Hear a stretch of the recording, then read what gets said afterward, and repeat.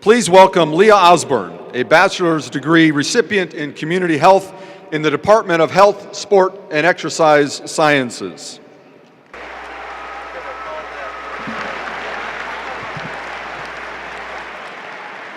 About a month ago, I received an email from the Associate Dean of the School of Education informing me that I had been selected to speak here today.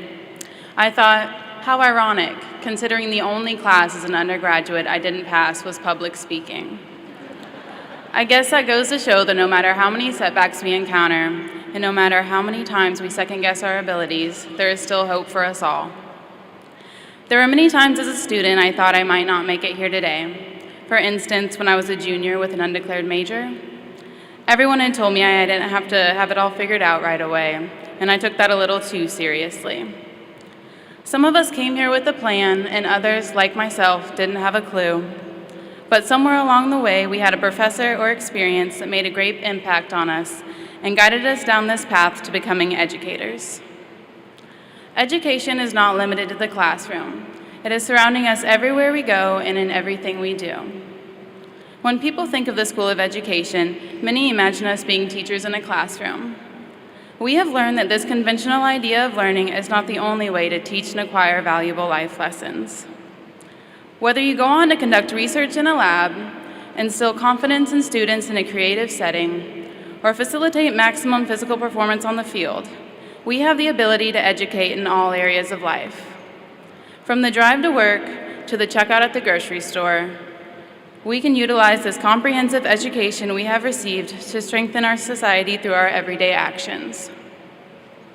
With this well-rounded education we have worked so hard for, we now have the tools to foster educational excellence in others. We have been given the skills to make a positive and meaningful impact on people's lives in so many different ways. Our professors have ignited our imaginations and supplied us with the wisdom and knowledge to share what we have learned with the world. We have a tough job as future educators. In the culturally, socially, and politically diverse society we live in today, we need educators who can provide people with the impartial, quality education they deserve. Educators are the foundation of our society. Innovation and discovery are formulated from a small idea and made possible by hard-working, creative minds like all of ours. Not only are we going to provide others with the tools for educational achievement, but we will be offering guidance that will help others make thoughtful, impactful decisions every day.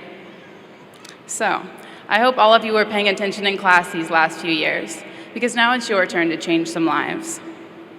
As you go on, practice the patience our educators displayed as they lectured while we texted in class.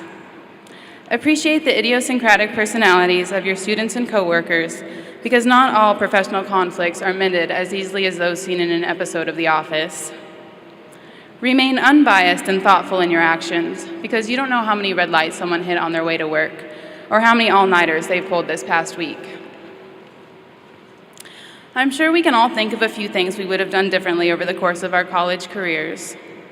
I wish I had appreciated every single one of my college professors and taken advantage of their office hours and all those days they stayed after class to explain and answer questions. It's not until the end that some of us realize how valuable their advice has been. The advice of Dr. Leon Green was particularly impactful during my recent college years. With his recommendation, I received an internship with the Cardiovascular Research Institute through KUMC this semester, where I work on diet and exercise studies with adults and adolescents with Down syndrome and IDD. This internship has opened up many doors for me, including a full-time position at KUMC. I hope that many of you have formed professional relationships that will help you on your journey to find a full-time job with benefits. Because in case you've forgotten, you're kicked off your parents' health insurance coverage when you reach age 26, and it's probably time you start paying your own phone bill too. So if you haven't already, thank your professors for all their hard work, and get those references before they forget about you, although it's unlikely. I also wanted to give a shout out to my friends and family for all their love and support, especially my grandpa, who paid for my college and didn't ask any questions when I had to do that fifth-year victory lap. You made me the debt-free, educated woman I am today. You the real MVP. I hope that whether you knew what you wanted to do when you arrived here, or whether you didn't figure it out until the end, like myself, You go on and do something you love and are truly passionate about. Happiness is not found in material objects, but in the relationships we make and the impact we have on the world. Practice lots of patience with your students, take up yoga if you have to, and go on to do great things.